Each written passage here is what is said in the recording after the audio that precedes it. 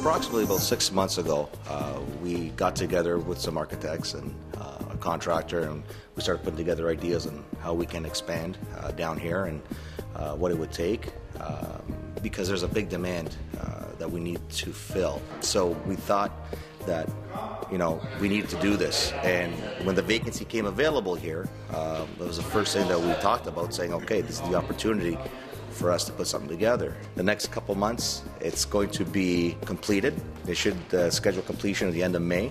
And this room will be called the King George Ballroom. We still don't really know the exact cost of the project, but we're probably going to be estimating anywhere from $2 million to $3 million kind of thing. You know, once it's all furnished properly, we're not cutting any costs anywhere. It's going to be a spectacular room.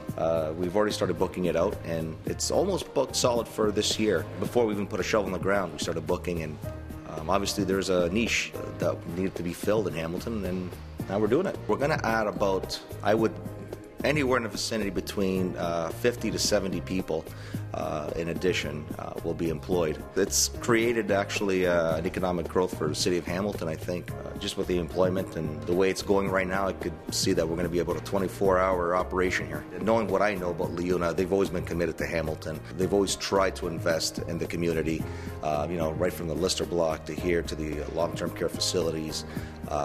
You know, I don't think it's ever been a question of whether to invest in Hamilton or not. It's just been a question of when and how can they do it. This used to be the actual area where the actual trains came by. This is where they used to stop. This was nothing before. We actually enclosed it, and this was where the old CISO offices used to be.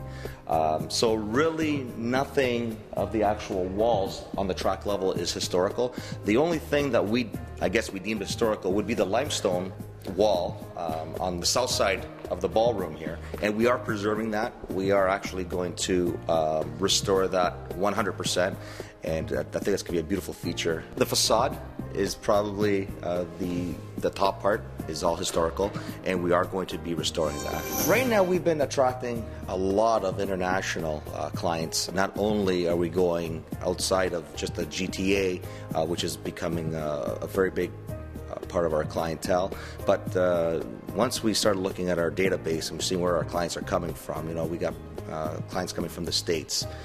You know, they love the idea of an old train station being renovated. They think it's different, it's unique. And this, again, will give the same flavor as our Grand Central Ballroom, you know, and being exactly where the trains used to come in, will give it that same kind of dimension, and I think that it will create that same excitement. And we continue to have a few prestigious events coming up in the next 12 months, so stay tuned.